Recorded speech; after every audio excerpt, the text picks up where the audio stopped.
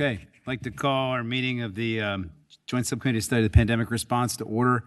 Can the clerk call the roll, please? Delegate Freitas, Delegate Webert, Delegate Ware, Aye. Delegate Orrock, Present. Senator Mason, Senator Suderline, Yes. Senator Favola, Senator Surville, Here. Chris Jones, Jennifer Siciliano, Caitlin Deal, Jordan Asher, Keith Stevens, Brian Yates, Dolores Oates, Secretary Merrick, Secretary Gadara, Secretary Cummings, Secretary Littell, Secretary Cole, Secretary Haid.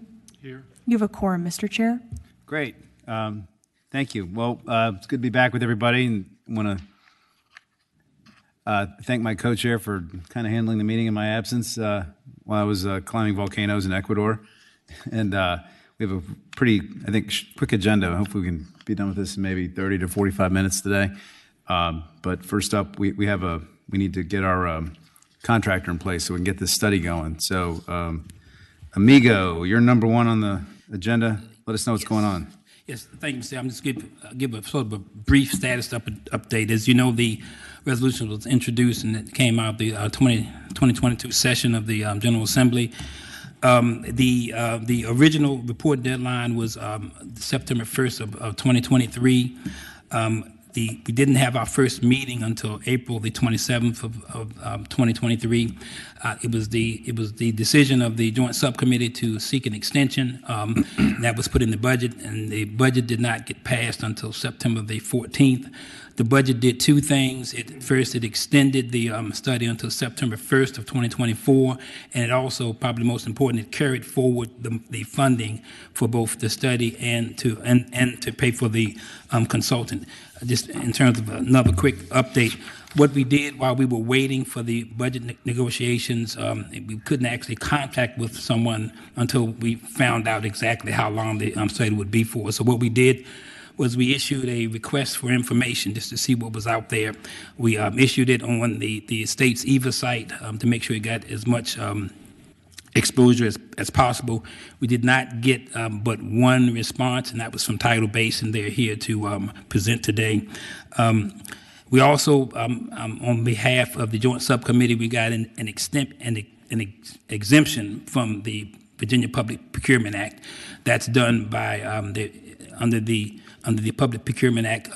Legislative branch agencies can get an extension if they get the permission of the relevant Rules Committee.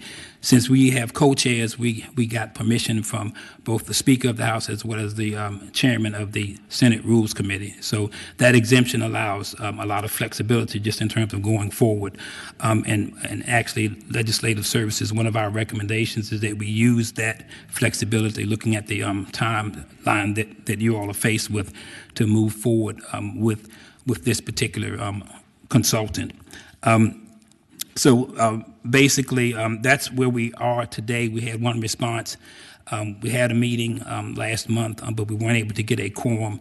What I would be looking for is basically three action items. The first would be, if you so choose, to vote to move forward to secure this particular consultant. The second one would be to delegate authority, and it's to your pleasure, to either me as Legislative Services Director or to me with the co-chairs to execute a contract, and we have a standard, documents for that. And third, to look at extending the study for an additional 3 months from September 1st to December the 1st. I think when you hear from Tidal Basin, there's a lot that they can do with those 90 days in terms of the information that they find, in particular with getting our subcommittees involved, because we have subject matter subcommittees. So with that, that's a very quick status update. Are there any questions? If there are none. Any questions for Amigo? Doesn't sound like an Amigo. All right, so I either wowed you or lulled you to sleep. So I think you can move to the next item. Yep. Did you wish to have a motion? No, I think the motions come under the action items, right? Right. Yeah. After we get the presentation from the Got it. the vendor here, proposed vendor, then we'll do that. Great. So you must be Stephanie Murphy. Yes, sir. Stephanie Murphy. Okay, welcome. Why don't you give us a presentation what you guys propose to do? Thank you, Senator. I appreciate it. And I know that we were able to speak to many of you last month. So it's a pleasure to see you again. And for those of you who are brand new, hopefully I'll be able to get you some great information as well. But please feel free to ask any questions that you may have along the way. We'll go ahead and get started with the brief presentation and get everyone out of here so we can take the vote and move on to the next parts of our day. So as we said, this is Tidal Basin. We are the contractor, hopefully of choice, to help perform a Commonwealth-wide after-action report for the subcommittee here and really take a nice look at a lot of the focus areas and issue areas that happened under COVID. So today's agenda, we'll talk briefly with some introductions, mostly of myself and of Tidal Basin. We'll discuss the subcommittee engagement.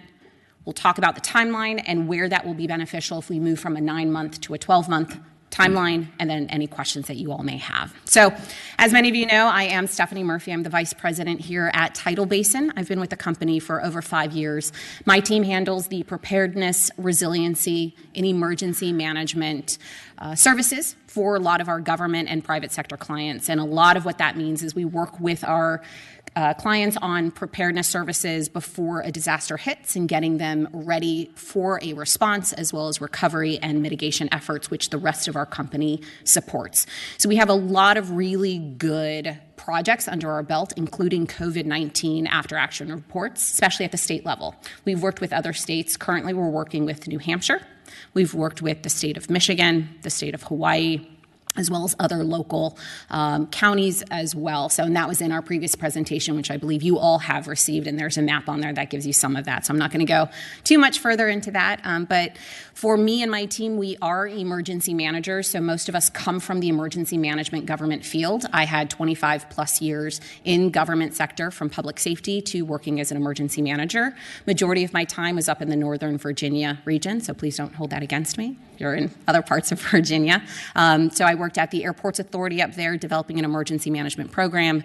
I also was the emergency manager for Arlington County, one of our deputy coordinators there. Rest of my team come from the state level, a lot of them. So the state of Rhode Island, I have one of our project managers, was a former planner and emergency manager at the state of Rhode Island. So we come with a team with state level experience, which is really important for these types of projects to understand the nuances of what's needed for this. So for this presentation today, we're going to hone in a little bit more, as was asked of us at the last presentation, to discuss a little bit more of the subcommittee engagement. So I wanted to do a brief refresh on how we engage as a company and as a group. We are very nimble and flexible. We are about 10 people strong of solid full-time staff. However, we bring in cadre members or other subject matter experts to help us. But the reason why we have a small, nimble team is it allows us to create a process that is a great playbook and set of plays for us as a team with the subcommittees, while being flexible and nimble when things come up. So if the subcommittee has some nuances or questions that they want answered, or focus areas more in depth, we're able to do that and move quickly on that. So we have 4 major things that we do to engage with the subcommittee as a whole, as well as the subcommittees that are in those 3 issue areas. So we want to make sure that we will provide you with defined roles and responsibilities. We're going to make sure that we identify that project sponsor. And so, as Amigo alluded to earlier, whomever that delegated person is, or set of people that we really have that engagement with one-on-one for a lot of the nuanced business details. We're also going to ensure that you have a great understanding of who your management team is, who your project executive is, which will be me and my engagement, the project manager to ensure that the project continues on time and on budget within the scope that you all expect. And then we also want to make sure that we're working with you to identify the right stakeholders, to do interviews, focus groups, to send a survey out to. So we work with you to define those things very quickly. We also provide routine updates, whether it's weekly or bi-weekly check-ins and project updates. That's usually with the project sponsor, but it can also be with those subcommittee elements or a subcommittee as a whole. That's up to you all, and we'll determine that at our kickoff meeting. We also provide monthly progress reports so that you have a very good understanding about what we've done in that month, as well as what we expect to do in the upcoming months, and then any issues that we're identifying that we need assistance with to help just move the project forward or move something forward. We also want to ensure that we have clear communication with the entire team. That includes our team as well as the subcommittee. And so we identify those team goals and expectations. So again, we understand what we're doing to move forward. We also conduct those stakeholder interviews to gather data, and we're providing opportunities for the subcommittee to look at our interim report as well as final report or data analysis so that you all have a great understanding about what's moving forward. We did have a question and an ask by Senator Favola last time that the data, once we do that data analysis at the initial onset, you all are able to see what that initial analysis is, and we're able to provide that so you aren't surprised as we continue forward to create it into a report. And then lastly, we ensure we have inclusive decision-making. We have working feedback sessions to ensure, again, that there's the coordinated efforts with you or your designees and those subcommittees along the way. So there are no surprises, and we're moving forward with a report that provides you as much information as possible so that the Commonwealth as a whole can improve, as well as solidify the areas that we did well. So we want to make sure those things are captured. So our subcommittees, this is obviously a list. I know that it may change a little bit here and there, but we have obviously a very good understanding who falls within the three areas. 1 second. Yes, sir. I had a quick question for you based on the chart you just gave a second ago. Yes, sir. So I see you've got listed here, you know, the stakeholder. Okay. One of the questions I had was my understanding that a lot of these a lot of the government agencies did a lot of required pandemic after action reports as part of getting federal grants and all this stuff. I assume that gathering all that stuff is part of this. Where does that fit in here? Is that in the stakeholder interviews, or is it a... Yeah, so we have data gathering. So a little bit towards the end of this presentation, I'll discuss the three phases where a lot of that information gets gathered and how we break that up. So we have data gathering in phase one, where we gather all of the information, documents, reports, anything that we can gather to give us a really good baseline. We then discuss about what questions we want to ask during a survey, or what are the best questions to ask during actual interviews or focus groups. So we'll discuss that a little bit more as the presentation goes. Okay, one other question about that. So, because you're not a governmental entity, do you anticipate any concern about being able to gather information without additional legal authority? In other words, we're basically assuming voluntary cooperation by whatever state government or local government entities we're operating with, and I just want to make sure that we don't need perhaps need some legal authority for you to be able to access certain things that might be necessary for you to be able to complete your work. Correct. We have not run into anything where we've required legal authority to do it. There are two elements to that. One, we ensure that when we conduct surveys that we are allowed and able to do it anonymously with those respondents, and that allows for a lot better information when they provide us with survey information. The other thing we're able to do is just get access to documents. And so what happens is either a staff member or representative will either give us access or send us those documents. Those are issue areas that if we come across where we're getting a roadblock, where somebody is not providing something or we think we need access, we will escalate and elevate that up very quickly to the project sponsor to say we're not getting documents we believe are necessary for this analysis, for this in-depth analysis, and here's why. Here's why we need it, here's what we need. And so it'll allow you to go down that rabbit hole to assist us with getting that if needed. Okay, and so, but in the states where you've done something similar like this before, you haven't found you've needed any kind of special legal authority to get access to things to do your job? Correct. There has not been any legal needs or access issues with that. We've been able to get access as appropriate. Okay. All right. Thanks. Sorry to interrupt you. No, thank you, sir. So as we were saying, these are the three subcommittees that we are very well aware of, right, from government and regulatory systems to healthcare systems and emergency management and education. So we also focus our topic areas, and we have done a thorough review of the joint Senate resolution for that.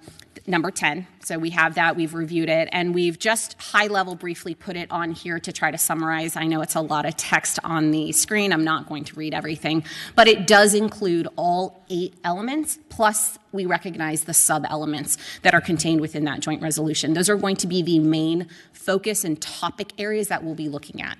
But based on our experience as well and working with other states, there are other nuanced focus areas that we know we want to drill into, and that's how we structure our survey questions and our interview questions and focus group questions, so we can pull that information out and then generate that report that falls in line with what the joint resolution asks for with these particular issue areas. And I know we're going to do a nice focus on the performance of health districts and the feasibility of allowing for local decision making during pandemics, in contrast to those delivery of routine services. During this pandemic, one of the hardest things was getting our health departments at the local and at the state levels to be able to do all of their day-to-day operations while still running a major national or regional incident, depending on what they were doing. So we have a lot of great information from other states, and where we can ask those nuanced questions to really help hone in on what can help these health districts in the future, should they encounter something like this, be better, or us as a Commonwealth be better to support them doing their day-to-day operations during a massive national emergency or regional emergency or Commonwealth-wide emergency. So we are going to focus on those things. Sir. Who had their hand up? Oh, go ahead, Mr. Secretary. Yeah. One question. We, like other states, ran into a lot of issues with our stockpile and warehouse. Where will that fall into the discussion? That's a great segue. Thank you, sir. So a lot of that is going to fall into where we also pull out a lot of other topic areas. So it can either fall into logistics, or we can actually pull it out as a specific topic area. And that's where our team allows for flexibility. So this is just a general blueprint of where we're going to start, where we take the 8 topic areas plus subparts from the joint resolution, plus these focus areas that we have encountered as the common focus areas that are best to include in an after action report. But as we get into nuances, or you have areas where you say, for us as the Commonwealth, this particular issue, our stockpiles, we really want to focus on that, we will make that a specific topic where we are asking pointed questions about that to our various stakeholders about that. So typically that's going to fall under logistics, but we can also pull that out. So this slide here provides you with some of the information, again, about where we're going to start with those more nuanced focus areas. We have about right now 5 that cross those subcommittees with subject matter experts, from government and regulatory systems to the healthcare systems and emergency management and education. So business continuity or continuity of operations will encompass all of those groups. So that topic area is going to fall into all 3. What that really means is, how do we still operate the necessary functions as government agencies or as some private partnerships, critical infrastructure, when we're dealing with a disaster and an emergency? Did we do it well? Did we do it at all? And how do we need to improve for next time, or what were some of the best practices? Because what we always want to make sure is that our government has continuity of operations regardless. We also want to make sure that we're communicating appropriately, and that works in a 360-degree way, up, out, down, from within ourselves to out to the community, so that, again, cross-cuts everything. We have another question up here. Delegate Freitas. Yes, sir. Thank you, Mr. Chairman. Yeah, just very quickly. So as I look at this, obviously it seems pretty comprehensive for 2 of the subcommittees, and then for education it's just logistics. So is the assumption that you're going with is the idea that to improve the issues within education, it is mainly just a logistical issue, or are there other processes involved? Like, what is that going to be a little bit wider scope than? It will. So right now, again, what we did is we took our normal blueprint and put it into those 3 subcommittees as best, given that these are the 3 subcommittees that are already broken out. So many of these things, so those 5 at the top will also be under education as well. So planning and operations, financial management, technology, communications, and business continuity operations. As we get a little bit more within the subcommittee of the education committee, there may be specific areas that say, we want to know about this. We want to know about our abilities to do X, Y, Z, and that becomes a focus topic area. Yeah, thank you, sir. And that just broadly, again, Mr. Chair? generally, Sorry, I just didn't want to get too far from that. Yep, Senator Suderline. So I appreciate that, Mr. Chair. So I think on a similar train to what the delegate was asking, it just seems to me that the state and local coordination and also the rural community engagement ought to be on the education one. yeah, absolutely. And that's where during our kickoff call, we're going to be able to span that out and say, where do we want all these things to fit in? This right now is just simply a template so you can get an idea about where we thought some of these focus areas that we've experienced in our previous statewide AARs would fall, given the 3 subcommittees that have been broken out already. What we've done for other statewide AARs is they actually have not broken themselves out like this. They have not done separate distinctive subcommittees. So we do a broader type of focus area, and then we break it down individually into different things. So we just wanted to ensure that you understood we recognize you have your subcommittee subject matter experts. We have some specific topic areas. We want to make sure that they fit in appropriately. But once we get into the kickoff call, this can all change and break out however we need to. There's that flexibility for it. Thank you. You're welcome. We are not a rigid team. We're here to help and call audibles as needed. So we're happy to do that.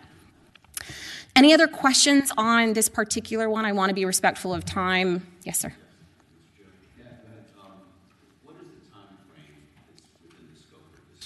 Project. That comes at the end. Well, I'm not saying on your execution, but when you talk about pandemic, what are the actual dates that you're going to be studying here? Yeah, so I believe you all have asked it from the very beginning when I believe the first declaration through, I'm going to say probably when it was declared over. So that's typically what happens. Because we now have an official declaration that ends the pandemic, that would be the scope of what we would be looking at, so a couple of years. Okay, so I'm sorry, I'm new to this, but Go ahead. where is, so we don't talk about recovery. Is that something that's be done separately? Because that's something I'm very anxious to understand is this is how we operated when we're in. Mm-hmm. This is what we did when we came out, and there's a lot of good comparative data. Is that something that's going to be looked at potentially within this, or would that be a separate kind of, in my mind, complete look at what we actually did as a Commonwealth around pandemic? Right, so there's 2 elements. So some of the things start in recovery within that pandemic. So we'll be able to grab the information. So probably the last year and a half, there was a lot of recovery elements that were happening across the Commonwealth because we went from we're heightened, we have to slow the curve, we have to take all these steps to stop the spread, into we're now plateauing, to now we're recovering, now we're moving back into reopening. So those elements of recovery will be captured within this. We do also recommend that once the declaration has ended, which it has now, not only for the nation, but also for various states and for the Commonwealth, there are a lot of things after the fact, going back to status quo, that we need to recognize. Are we actually operating differently? Are we implementing things we learned from the pandemic that we thought were best, and how are we implementing those things? So for what we do, we then create an improvement plan that outlines different tasks that can be implemented to help more with that recovery. If recovery at a long phase look is wanted, that is something that can be done, a year or 2 from now once we're done with this study, and we can take another look back with how those steps are actually implemented and how they're actually operating Commonwealth-wide or at the local level. Yep.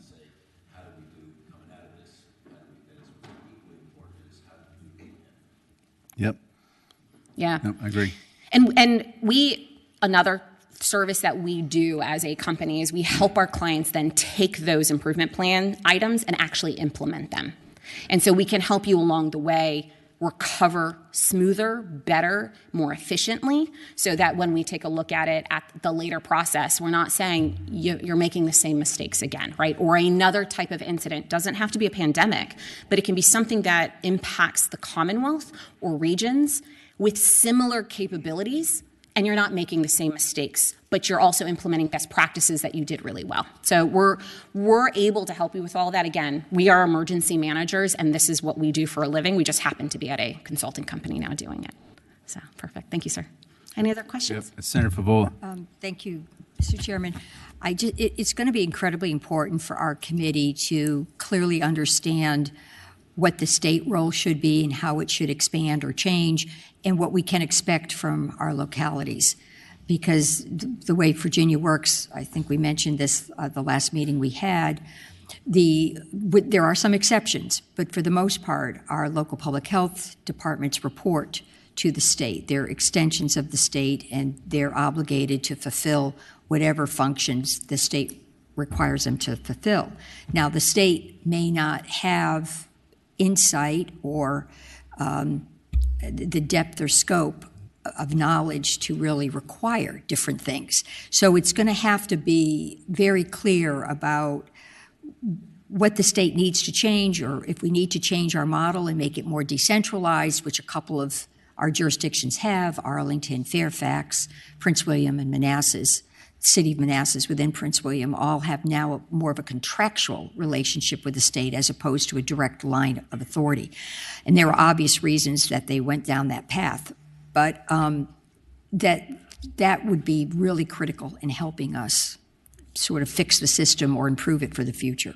Thank you, Senator. And that brings up a really good point, because you all have awareness, or you have contacts who have an awareness of best practices and things that were done really well or seem to be working well now. Let's say those as examples. And so we'll want to go speak to them very specifically about that. What did they do to get to that point? What worked well with them with coordinating with the Commonwealth, or what didn't work well, right? So we can start to help you develop recommendations, or we will develop recommendations that say, if you'd like to implement these types of things that worked well, or here's where we recommend to make it work better, that will be in the report to say if you implement this, or if this can be implemented across the Commonwealth, between the Commonwealth and your local jurisdictions, then we can start to put those things in place. Thank you, ma'am. So time frame and execution. So this is the 9-month timeline, and then the next slide will show the 12-month timeline, and then I'll go into what those 3 phases are actually entailing. This is what we presented last time as well. If we start this month, I know is kind of over, so we might slide a little bit, and it might make it an 8-month if we don't get that extension, but I'm pretty confident that I know we spoke last time, the importance of getting a 12-month minimum study.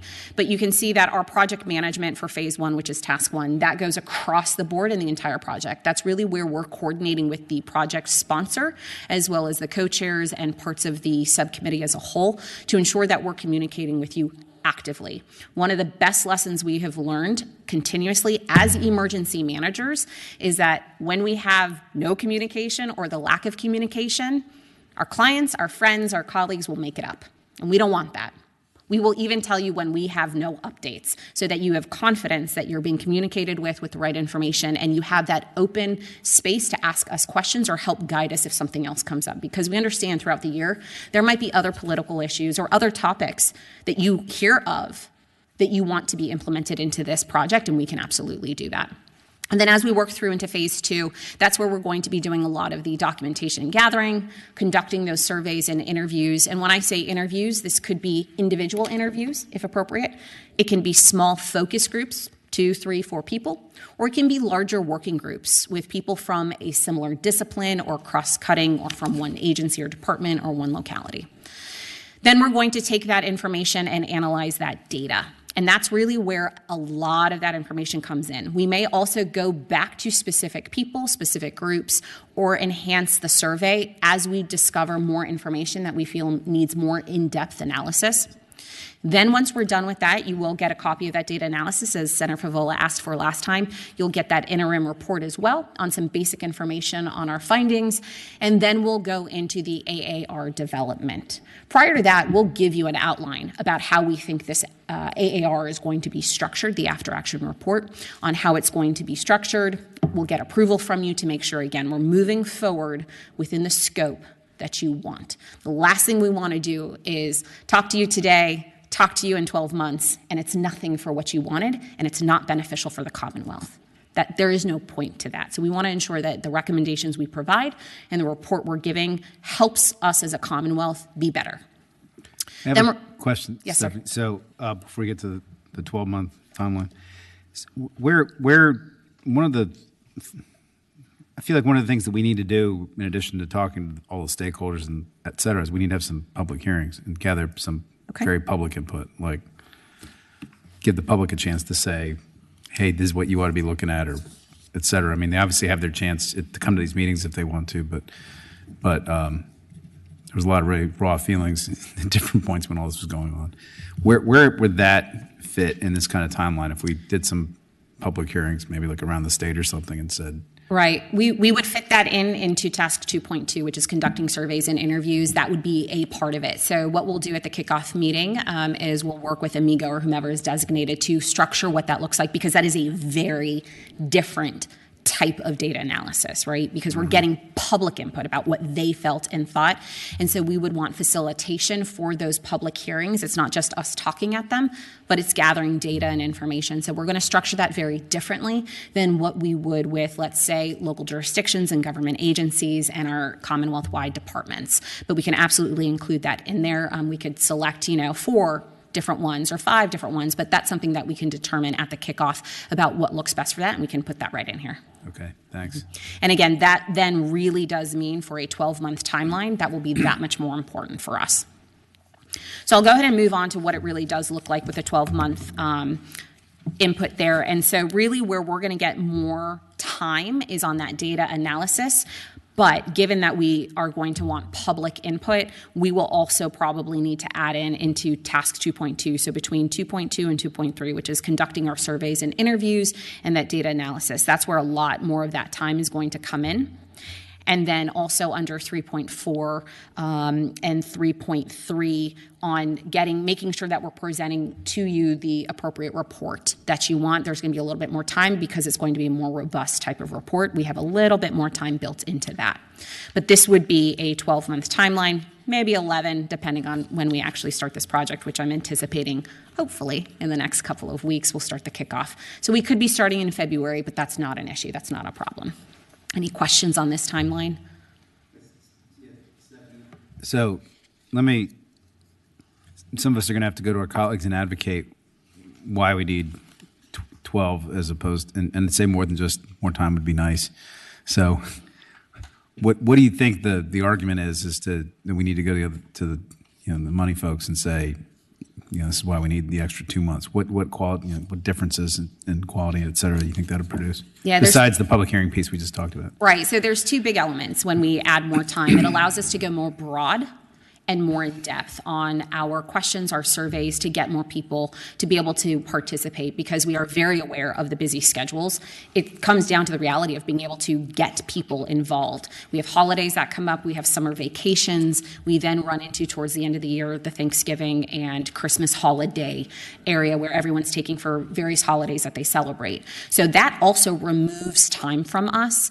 When we want to get things scheduled, especially when we have people who are very busy, trying to get them scheduled can take weeks, if not months, to get on their schedule. Then we have cancellations. And so our ability to actually get in front of people and to get surveys out and open it for enough time, ping people, remind them, it gives us that time to do it on a consistent basis. If we only have 9 months, we will get it done. There is no issue. We will get it done, and we will hit it hard, and we will still get as much as we possibly can. But a larger timeline allows for more people to be included, hopefully, as well as more in-depth on that data analysis, so that when we get that information back, we have a little bit more time to delve into a topic area. This area brought up a really interesting point. Let's go back to that group, or let's ask more questions of a different type of group to get some more data so we can analyze it more in depth. That's really what it allows us to do. Yes, sir. Any other questions on the timeline? Great. So very briefly, I know most of you saw this last time, but for those who did not, but as a nice, hopefully, refresher, phase 1 of our project is that project initiation and management. This is what we'll be doing there, is establishing the project role. We establish a project work plan that really aligns the whole team, ours and yours, with the work plan. So you have a very clear understanding about what we'll be doing, how we'll be doing it and when we'll be doing it. And so it becomes very clear. That's a living document. It can be updated along the way. We also establish those biweekly meetings and monthly reports. And we also ensure that all of our products have a quality assurance and quality control review. We have technical writers that look at our documents as it goes back and forth to make sure it's the best product possible. As we know, it's going to be a public document, most likely. And we just want to make sure that you all have a really good understanding that we do all this as a benefit to the subcommittee and to our clients. These are things that we have done multiple times over and over and over that are best practices to make sure our projects run most efficiently, effectively, on time, within budget. So phase 2 are those interviews and surveys and document review. And this is where, again, the more time we have, the more ability we have to gather documents, generate questions, facilitate those focus groups, working groups, as well as public hearings to get that information and then take it back and analyze it. My team of 10 will most likely, 8 to 10 people will be on this full time as it is a really obviously important project so that we can get the most done in the quickest time as appropriately, but done right. And then we'll bring in subject matter experts as we need to for specific topic areas throughout the Commonwealth, as well as engage with the subcommittees. And then phase 3 is that final AAR and improvement plan that we'll provide to the subcommittee. And it'll provide those recommendations that we have gathered based on the data analysis, based on all the information we have. And we'll do a couple of iterations, a draft and a final with the subcommittee, because you'll have comments and notes and things that may not be clear or things that you may say, this is a really great recommendation, but can we make it more? We want more to it. We want more meat to it, whatever it might be, and we'll take those things back. The one thing I do want to assure you is because we are not a government agency, because we are a third party, objective party, we will provide recommendations that are not pointing fingers, that are able to help the Commonwealth as a whole be better. So we're not looking to say that one group or one team or one agency did something wrong, but what we will look at is broadly, how do we have gaps? Are they things that we can improve upon? And here's areas that we can improve as a Commonwealth, either at the Commonwealth level, at the local level. Here's communication techniques we recommend. So we're going to make sure that this document allows for the most people to want to improve. That's the biggest goal of this document. If we have partners who do not want to participate not only in providing us with information, but then when the document comes out and our recommendations for improvement, and they want nothing to do with it, then there is no point to this document. And that is our biggest drive and goal, is to help the Commonwealth and our partners be better. So we're going to write this in such a way that we can do that. Delegate Ware has a question for you. Stephanie, one thing that I observe as somebody paying attention beyond the borders of the Commonwealth as well, some states did things better than we did. And I wonder, in the context of this, when would those kinds of things be integrated? How would they come to be considered and then integrated where it makes sense? Absolutely. That's a really great question. So because we have other states that we've worked with across the U.S. as well as outside of the U.S. On our Hawaii partners and Alaska that we work with, as well as territories. Throughout this process, when we provide recommendations or we start to see gaps that we recognize other states have either had or they had, but they did something really well, it automatically, because of our experience, gets incorporated. One really great example I like to use is we had some partners that, for a state, they ended up using movie theaters as an area for people to come and go for vaccines, because just how things were situated within the movie theater, right? And that's a very nuanced local thing. But we found that to be a really great idea for other counties and other jurisdictions that never thought of that. So that was part of recommendations that we started to implement in other after actions, saying, consider this, consider these types of things. So as we go through the process, if we see areas that we think could benefit from recommendations that other states have done, as well as perhaps something didn't come out, but we know it's a really great thing that we should implement here in the Commonwealth, we'll put that into the report. Thank you. Thank you, Mr. Chair. Thank you, sir. So at this point, that's the end of my presentation, but obviously, any other questions that you have, I'm happy to answer. Great. Thank you for that presentation. Appreciate it. And sorry I wasn't here last time. Anybody else have any questions for Stephanie? Mr. Chairman? Yep, go ahead, Secretary. Yep. I would just, thank you. I would just make the point that I made last time, which is, again, to be as explicit as possible in addressing the areas that were specified in the joint resolution to cover. I think you could fit it into a lot of stuff, but it wasn't really as clear as I think it could be. So on one of the slides, we have it broken out for those 8 areas from your joint resolution that are absolutely, that's our North Star. Great. 100% North Star, and then we fill in those other topic areas from that. Thank you, sir, for that reminder. I appreciate it. Yep, go ahead.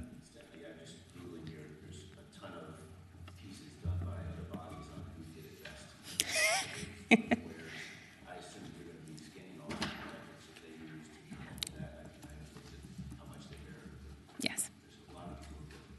There are so many groups and so many people, from government doing it within themselves to other consulting companies that are out there, and that is a part of our data gathering process to ensure that we get as much information as possible to make it as beneficial as possible so that all of our stakeholders want to review this report and want to implement the things that are recommended that you all approve. Thank you, sir. Great. Any other questions? You wanted to know if it costs extra to point fingers. Well, we can talk about that offline. Put in your budget amendment. Okay. No other questions? Okay, great. Well, thank you for your presentation. Senator, Appreciate it. Thank you all. So, Amigo, what's the next thing we need to do or motion we need to make? I think a motion would be in order to move to proceed with Tidal Basin to be the consultant for the study. And I think that motion can also include delegating the authority to either me or to the co-chairs with me to execute the contract. I think if you delegate it to me, that's something I could get done fairly quickly, so that they can get started.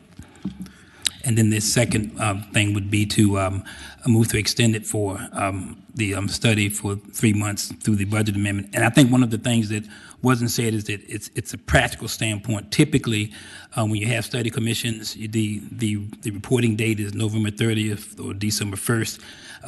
This one's September the 1st, and I think it may have been because there was some idea that there would be some after the recommendations were done, some work. But if we're doing it all within this time frame, I think a December, from a practical standpoint, it would put us in the rhythm of, if recommendations were going to be made into legislation, it would put it into our sort of regular legislative rhythm also. This question is, I guess, more for our chair than, is joint rules that hasn't formed yet anticipating moving back the pre-filing deadline, or will we be putting this report after the pre-filing deadline again, which is what's happened to a bunch of other commissions? Yeah, I don't think it'll be, I don't think that deadline's going to move. If anything, we haven't even talked about it, but if anything, the deadline there might be more deadlines earlier. That's terrible. All right. Well, we haven't even talked about it, but I mean, I get your point. There's also the ability to file placeholders and fill in the blank later. So, if I may, Mr. Chairman, typically, if when legislative services staff is staffing we can see what those draft requests are, and they're really a little more than placeholders, because we start developing, what the draft requests are going to be well before the pre-file deadline. So there is that advantage as opposed to if it was a commission that was not staffed by legislative services. We would be able to know a lot sooner what some of the areas would be looking like. So that shouldn't affect things. all right, now extending my comments, are you okay, Senator? Mr. Chairman. I still hope that joint rules will take it up, and I hope that our new majority leader will be an advocate for such things. Hey, Doug at Orac. Mr. Chairman, you ready for a motion? I don't know. It's taken us 2 years to get a consultant hired. Maybe we ought to just wait a little longer. All right. Yeah, sure. Go ahead. Back to my last point in your question about extension of the contract for 3 months. I really do think that if you look at how this project's going to play out, the extension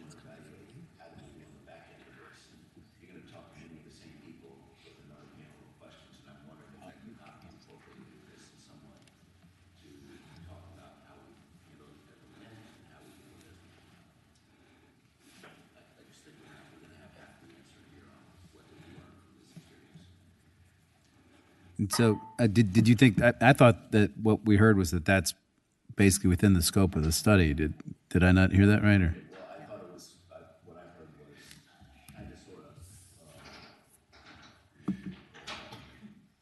Thank you for the great question. So up until the time point, right, we can't futurize what you all will do for recovery in 2025. So up until the point of not only the time of the declaration starting and ending, but then how you all have come out of it.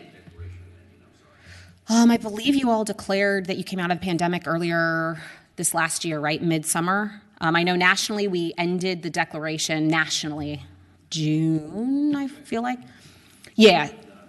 Yes, so it'll be all of that. And when we ask questions, people don't sort of stop. They go up until that day that we're asking. So yes, absolutely. We will get all of that information, including the recovery piece of it, up until the time that we're asking. Thank you, sir.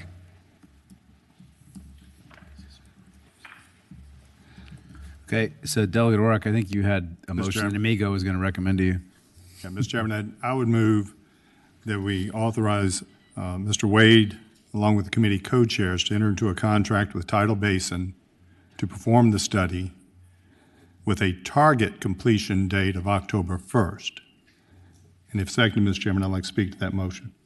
I'll second that. Okay, go ahead. And Mr. Chairman, speaking of the motion, the first part is very self-explanatory to enter in the contract. The target, I specifically use the language of a target date of October 1st, giving them the flexibility I would suggest. One, if it takes longer. Two, if joint rules moves a report deadline sooner, we should be able to do it within the time frames, but not lock us into a hard and fast time when they have to deliver the study. And also, I think that would be reasonable given that as the study progresses, we may feel it needs a little additional time. I think worst case scenario would be October 1st, they're 99% ready, but not quite. And just give that little bit of flexibility, Mr. Chairman. So Delegate O'Rourke, first of all, I think the joint rules comment had to do with the pre-filing deadline, because Senator Suderline was concerned we get recommendations after the pre-filing deadline, so we wouldn't be able to introduce legislation that. And that was part of my logic, Mr. Chairman, that way they would be trying to have it anticipating the pre-filing deadline moving up, so we'd have something a little more formal. We may not. And I think it would also give the flexibility where Tidal Basin could come forward at October 1st and say, here's our interim report, but we'd like to have another month or two to put the finishing touches on this. I don't think it locks us in, and we would hopefully be able to give them until December, but kind of holding everybody's feet to the fire. Well, Delegate O'Rourke, I think that part of first of all, the current authority that we have to operate the commission, the joint study, and to pay per diems and mileage only runs through meetings right now through October the 1st, right? September 1st. September the 1st. And I think part of the idea was that we not only we go to the appropriators and try and get budget language, extending the authority to run this through December the 1st so we can continue to have meetings between September and December. But I would think we could probably structure the process to get some initial recommendations for possible legislation, or at least before pre-filing deadlines, so that we would at least have some notice about some things we might want to get started before we finalize the report, right? Stephanie's nodding her head. So it seems to me we might all be saying the same thing, just using different. Right. And Mr. Chairman, maybe procedurally we should just separate the motion and first just authorize the co-chairs and Amigo to enter into the contract, and then a separate motion. So I would move to amend my prior motion to say just addressing the first 2 points, giving the chairs and Amigo to enter into a contract with Tidal Basin. Okay. You're still seconded? Okay. So is there any further discussion about authorizing Amigo, myself, and Delegate Ware to negotiate a final contract and enter into it? No further discussion. Okay. All those in favor say aye. Aye. Aye. Anybody opposed? Aye.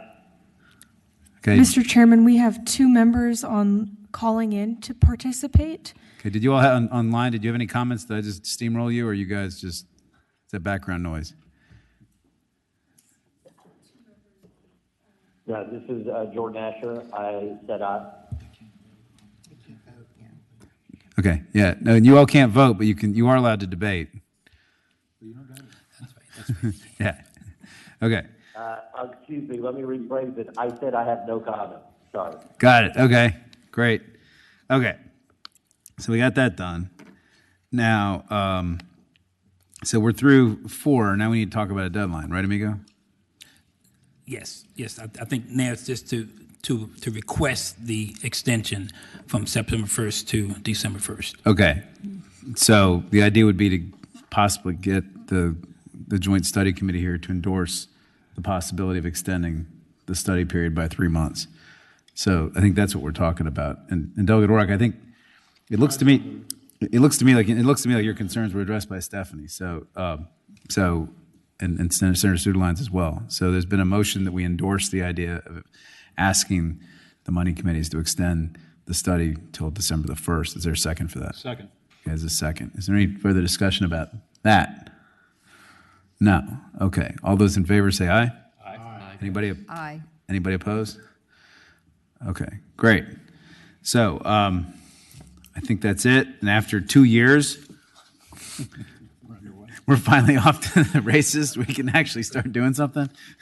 Mr. Chairman, I just want to add that in the run up to the kickoff meeting, I will be sending something out to all the members to if there's something that you want to make sure is included to let me know so that as we work with Stephanie and her team, they can hit the ground running and give you another opportunity. Okay. Migo, I had one quick question. So if we decide to have public hearings around the state, or say our subcommittees decide to have public meetings, first of all, do we have, is there any FOIA issues with that, legal authority, quorum issues? Because we're not taking votes at those. We're just... As I was thinking about that, you could have it so that similar to what we did with the redistricting commission, you could have 1 or 2 members there, and we could advertise, and you could have people to come and talk. You could have virtual public comment meetings. Public hearings. There are lots of ways that we can do it, or that you can do it so that you can get that public input and make it convenient for them. Sometimes quantity doesn't always mean quality, but giving people, as many people as possible, an opportunity to provide some input. And so we don't need. We'll get to this one second, Senator. So we don't need to amend our virtual meeting policy about any of that. Well, I mean, if it's a public hearing, I think, you can make it so. Well, let me ask this: is the intent to have the joint subcommittee to be, I guess, for these to be joint subcommittee meetings, or would they be public hearings where you would not? I don't think that you would need to, because the purpose is going to be to get public comment. You aren't going to be taking votes or anything like that. Yep. Yeah, got it. Senator Favola? I would just add that if we are going to have, if we're going to be the host of these meetings, and I guess they'll just be hearings, we're not going to be conducting other business, we should definitely engage the local public health departments to sort of be the co-sponsors of those hearings, because they're the ones that are going to have the email list and the stakeholder list to bring people out. If we just advertise it as just our meeting, I think a lot of folks who would have something to say may not believe this is the forum to say it.